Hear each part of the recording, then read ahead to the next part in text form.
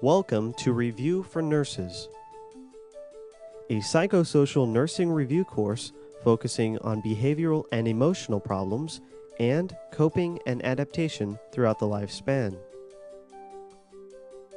Your lecturer, Sally L. Lagerquist, RN, MS, is an author and editor of 7 nursing review books and is founder and president of Review for Nurses Incorporated.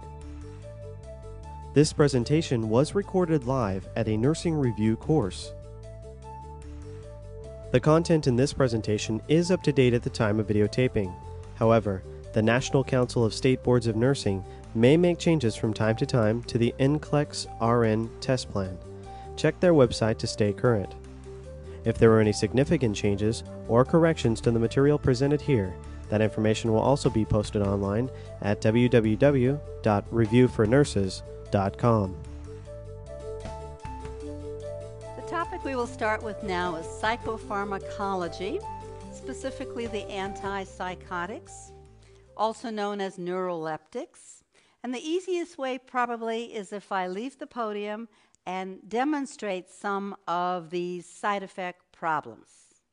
The very first one you need to know about is the most dangerous side effect, but luckily not the most frequent. It's a hypersensitivity reaction that is a blood dyscrasia, agranulocytosis specifically.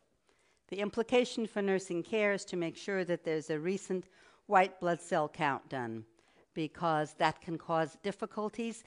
Patient will first complaint will be, nurse, I have a little sore, scratchy throat. So rather than saying, okay, we'll get a medication for it, or I'll chart it, or I'll tell the doctor, or the flu's going around, you immediately look in the chart when the last CBC was done, and nurses can order routine tests like CBC and do that. Now, the other one is skin. They burn. So you keep them out of the noonday sun, you cover them up, and you put sun protective factor of at least 30.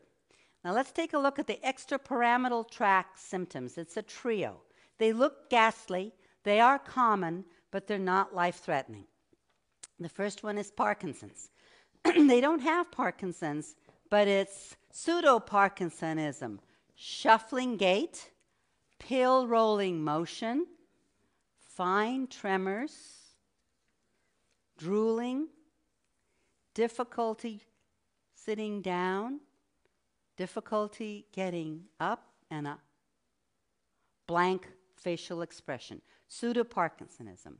The other one is dystonia. It's this, painful tonia, muscle tone.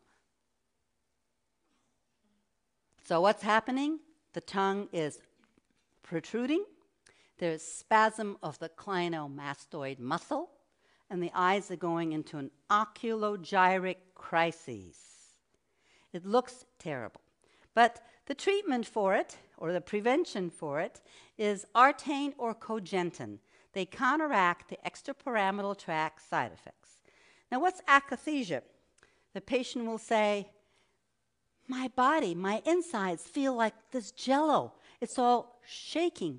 I feel everything is loose and rattly inside. I feel restless. It's not nervousness, it's akathisia. Orthostatic hypotension.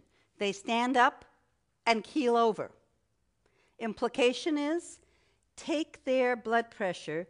If they're in the ER and they're getting a phenothiazine medication, IM, to take their blood pressure to prevent standing up and keeling over, orthostatic hypotension.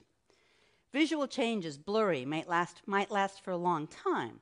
You want to do health teaching and find out what kind of work they do. Because if it involves anything that's an instrument, a sharp instrument, or machinery, they might sever an artery or a limb due to blurry vision. So these are the most common: extrapyramidal, orthostatic hypotension, and the visual changes. There will be questions on this in a minute.